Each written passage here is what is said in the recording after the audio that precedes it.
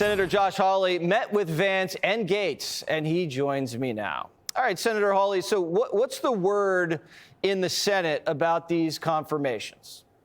Well, I think the word ought to be, Jesse, that every single one of these nominees needs to have a confirmation hearing as quickly as possible. My plan is to support all of them, and I would just say to my Senate colleagues, listen, let these guys testify. Give them a shot. I know some of these Senate GOP folks are saying, oh, I've got concerns. That's what a hearing is for. Don't go out and bash these people until you've at least allowed them to make their case. And listen, I mean, I think they've got momentum. I thought the meeting today with Gaetz went great, and it's full steam ahead. So some of these guys, even not having a hearing, maybe not even met Matt Gaetz, they're just no's?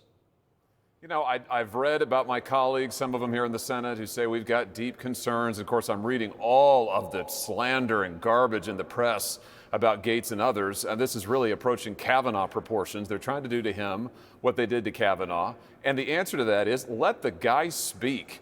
He deserves to be able to address this himself. He deserves to be able to lay out his vision and the president's vision for the DOJ.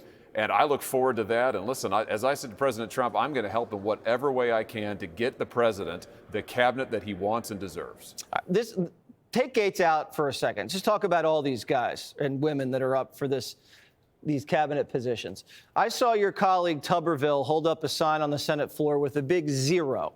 0 Democrats in the Senate voted against any of Biden's cabinet nominees. 0. And look what these nominees did in Biden's cabinet. They wrecked the country. They blew open the border. They spent trillions of dollars. 0 Democrats were against them. Are Republicans comfortable voting against President Trump's picks?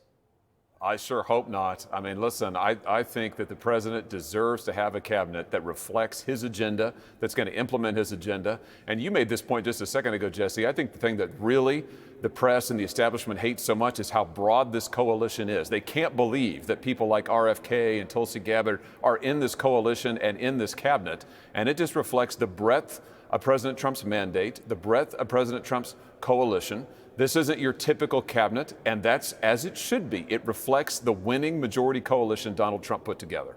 So is the president-elect burning up the phones? Is he making threats? I know some people are threatening primaries against some of these Republican senators if they don't vote yes. I think the president is absolutely weighing in. That's my sense as I visited with him, that he's calling people and he's saying, listen, I mean, give these people a shot. Don't go out there and say, I'm against them, I'm against her, I will never vote yes. Don't say that stuff. Let them speak, hear their views. I mean, at least let them go through the process and testify and support Trump. I mean, stand by him as he assembles a cabinet that reflects his agenda and reflects the mandate that he's gotten from the American people. Yeah, I mean, these guys are all going to make their own call. I get it. I understand the politics of it. But if they go down in flames, a couple of these guys, as Trump gets inaugurated, you're going to have the Republican Senate injure the incoming president politically, do damage to him politically, hurt him as he had momentum, and he hasn't even deregulated the government, hasn't cut anything, hasn't even had any legislation passed. They're just going to kneecap him out of the gate? Yeah, that's exactly what we cannot afford, Jesse. I mean, this is a coalition that is a majority coalition. Let's not lose sight of the fact, and this is my message to all of my colleagues, let's not lose sight of the fact that this is the leader of our party who just won a decisive victory in both the Electoral College and the popular vote. He deserves to have a cabinet that will implement his agenda and will deliver on the promises he made to the American people. And it's the Senate's job to help get him that cabinet. So let's move forward here, full steam ahead. All right. Well, these are going to be some feisty hearings. And I think Jesse Watters Primetime will be here to cover it in a fair way, because that's all you can ask. All right, Senator Hawley, good luck.